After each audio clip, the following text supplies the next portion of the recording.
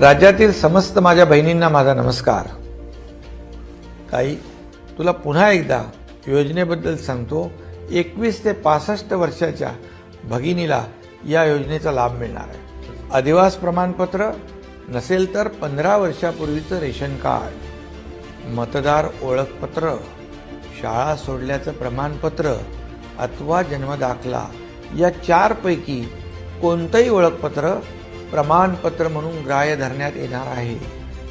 परराज्यात जन्म झालेल्या भगिनी लग्न होऊन महाराष्ट्रात राहत आहेत अशा भगिनींना त्यांच्या पतीचा जन्मदाखला, शाळा सोडल्याचं प्रमाणपत्र आणि अधिवास प्रमाणपत्र दिल्यास त्यांनाही लाभ दिला जाणार आहे। ताई, तुझ्याकडे समजा 2.5 लाख रुपये उत्पन्नाचा दाखला नाही, मात्र तुझ्याकडे पिवळे किंवा केशरी रेशन कार्ड असेल